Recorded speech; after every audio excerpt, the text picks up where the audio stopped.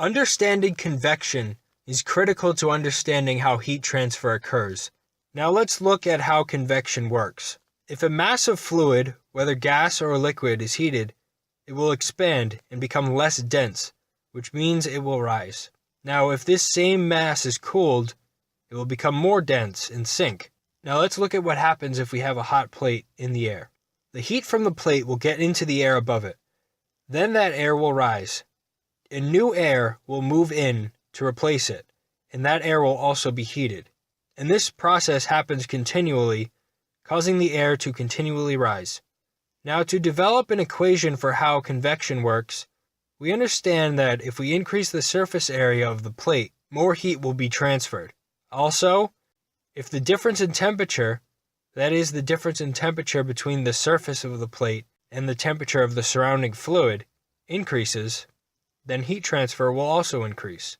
Then we multiply by a term called the heat transfer coefficient. Now the heat transfer coefficient is dependent on many variables.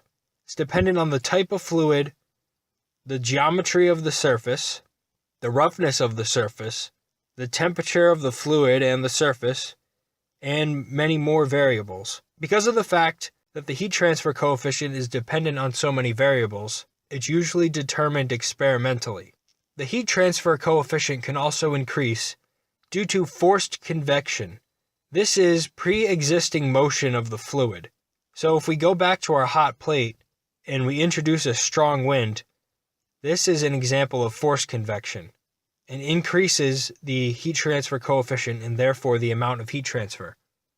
Without the wind, we call this state natural convection, because there's no outside motion interfering with convection. Now, an outside motion can also decrease the heat transfer coefficient. This is if the motion contradicts the motion of natural convection. In this case, if a downward motion is introduced, say from a fan, this would contradict the upward rising motion of natural convection and slow down heat transfer, decreasing the heat transfer coefficient. Now, if we can find the heat transfer coefficient, we have all the factors we need to figure out the total heat transfer. That is the heat transfer coefficient times the total surface area times the difference in temperature between the surface and the surrounding fluid. Now, convection applies in many real-life situations.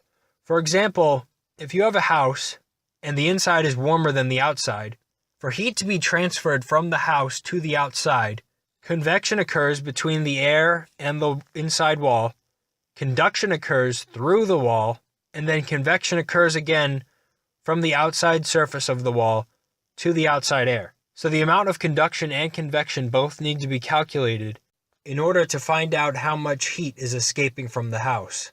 Now we can find the total amount of heat escaping if we find the R value of each of these terms.